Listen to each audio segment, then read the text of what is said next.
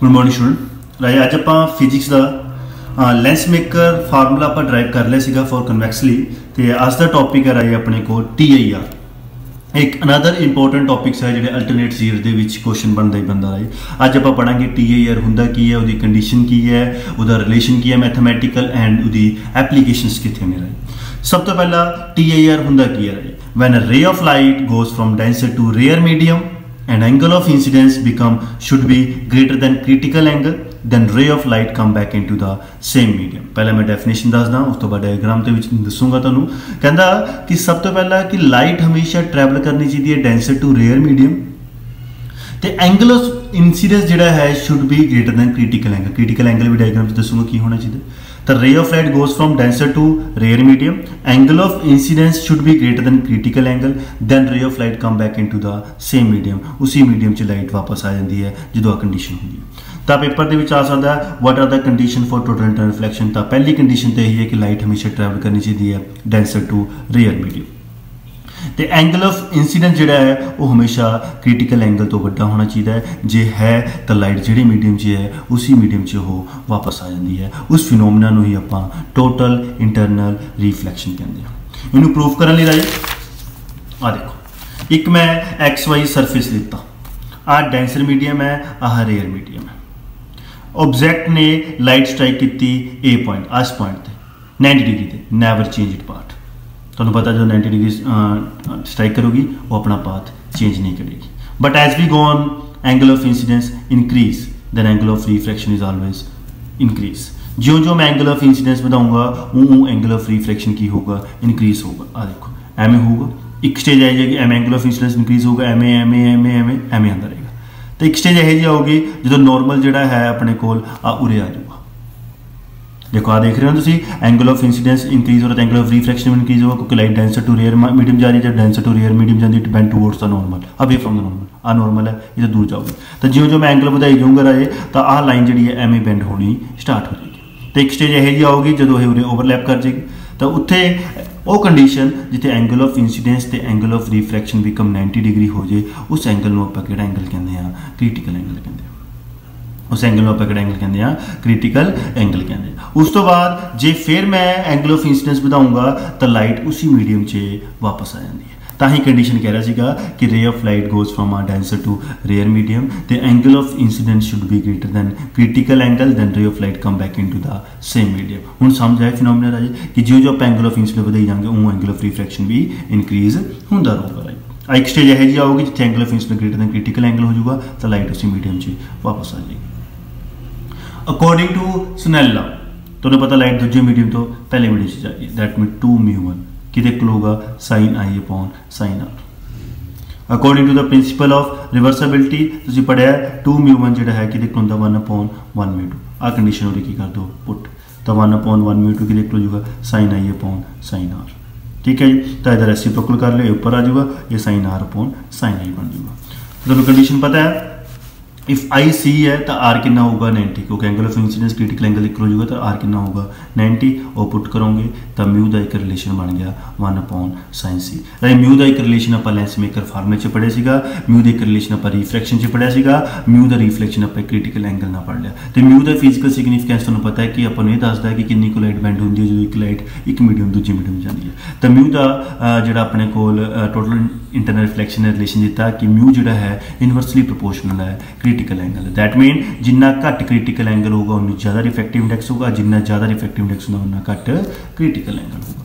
इहदियां कुछ एप्लीकेशंस अगे यूज होंदियां ने डेली लाइफ के। सब तो पहला ब्रिलियंस ऑफ डायमंड की गल करते हैं। ब्रिलियंस ऑफ डायमंड अपने को की है कि डायमंड की अपनी कोई लाइट नहीं होंगी, जो लाइट उहदे विच पहुंच जाती है तो स्ट्राइक करी जाती है राजे, तो अंडरगोज टोटल इंटरनल रिफ्लैक्शन करके ही वो अपन ब्रिलियंस दिखता है, या उन्हें कह सकते हैं कि वो अपन ब्राइट दिखता है या शाइनी इमेज दिखता है अपने को। तो ब्रिलियंस ऑफ डायमंड का कारण की है क्योंकि रिफ्रैक्टिव इंडेक्स डायमंड का बहुत ज़्यादा होता है। तो एक गल याद रखनी, रिफ्रैक्टिव इंडेक्स डायमंड का सब तो ज़्यादा होता है, सब तो घट होता है आइस का, आइस बर्फ का जिदा होंगे 1.31 राजे। तो रिफ्रैक्टिव इंडेक्स डायमंड का बहुत ज़्यादा हुणे प्रूव करके हटे हैं TIR जे रिफ्रैक्टिव इंडेक्स ज़्यादा है तो क्रिटिकल एंगल घट है। इस करके क्रिटिकल एंगल डायमंड का बहुत घट होंगे due to less value of critical angle करके जो डायमंड है अपने को नंबर ऑफ फेसिस से घट होंगे। तुसीं देखिया होना डायमंड के नंबर ऑफ फेसिस होंगे, इस करके एक बार जो लाइट एंटर कर जाती है उत्थे ही स्ट्राइक करी जाती है एंड टोटल इंटर रिफ्लैक्शन जोड़ा है अपने को अंडरगोस हो जाता है, जिसके करके डायमंड अपन लगता है ब्रिलियंट था। ब्रिलियंस ऑफ डायमंड का कारण यह है कि वैल्यू ऑफ रिफ्रैक्टिव इंडैक्स जी है वो 2.42 हो जाती है, जिसके करके क्रिटिकल एंगल बहुत घट जाता है तो डायमंड जो नंबर ऑफ फेसिस से घट हो जाता है। एक बार लाइट जो एंटर कर गई तो total inter reflection phenomena rise हो जाता है।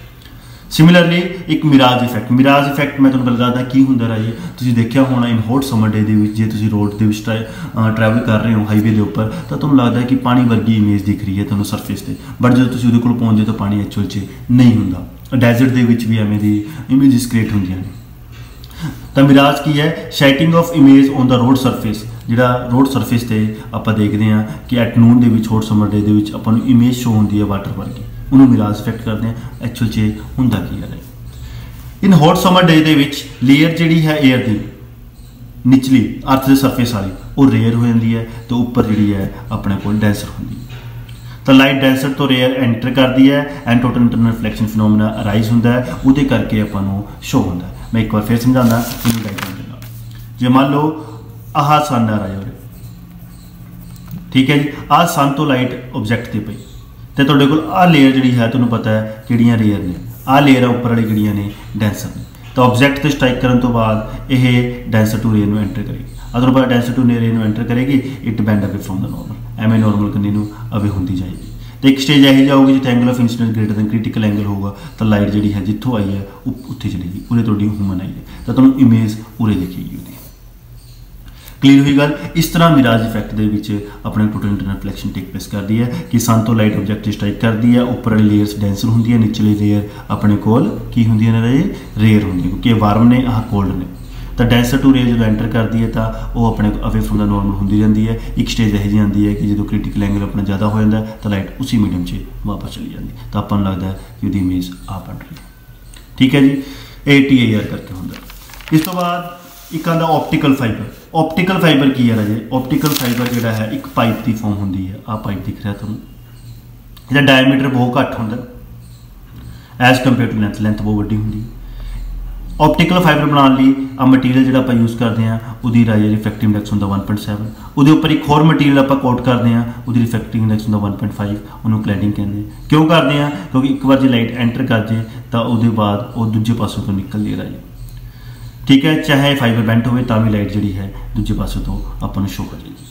यूज़ ऑफ ऑप्टिकल फाइबर कितने यूज़ होंदा है? Transmit the image from one place to another place. Medical दे विच किवें यूज़ होंदा है? एंडोस्कोपी करते हैं राजे पेशेंट की, तो एंडोस्कोपी दे विच एक पाइप जी है अपने माउथ तो अंदर पाते हैं राजे, तो पाइप जी ऑप्टिकल फाइबर ही होंगी है, वो आप एक लाइट एंटर कराते हैं तो फिर लाइट स्ट्राइक करती है फिर अंदर चली जाती है। फिर वो जी पाइप अपने पाई हुई है मैडिकल पेशेंट को राजे जिथे तक जोड़े ऑर्गन को देखना चाहते हैं आप उत्थे तक पा देंगे, फिर लाइट एंटर कराते हैं, फिर वो ऑर्गन अपन दूसरे पासे विजिबल होना स्टार्ट होता है। एक पासों आप लाइट एंटर करा देंगे, दूसरे पासे वो चीज़ अपन देखनी स्टार्ट हो जाती है। इस करके ऑप्टिकल फाइबर जो है ट्रांसमिट द इमेज वास्ते भी यूज़ होंदा है, टैलीकम्यूनिकेशन वास्ते भी तो एंडोस्कोपी वास्ते भी। तो आ सी राजे TIR बड़ा इंपॉर्टेंट टॉपिक है। TIR कदों फिनोमेना होंदा जो लाइट डेंसर टू रेयर जाए तो angle of incidence should be greater than critical angle हो तो ray of light come back उसी मीडियम से वापस आ जाए, उन्होंने आप टोटल इंटरनल रिफ्लैक्शन कहते हैं। और अपने प्रूव किया कि म्यू जो है क्रिटिकल एंगल इनवर्सली है।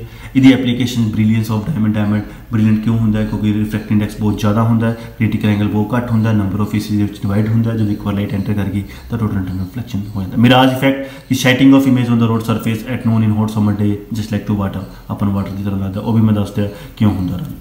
ऑप्टिकल फाइबर कादे वास्ते यूज़ होंदी है? Transmit the image from one place to another. Endoscopy तो ऑप्टिकल फाइबर की जी कंस्ट्रक्शन होंदी है, एक पाइप होंदी है जिसका डायमीटर बहुत घट होंदा है एज कंपेयर टू आ लेंथ राइट। ठीक है जी, ये सीगा तुहाडा अज दा आर्टिकल। Okay, thank you.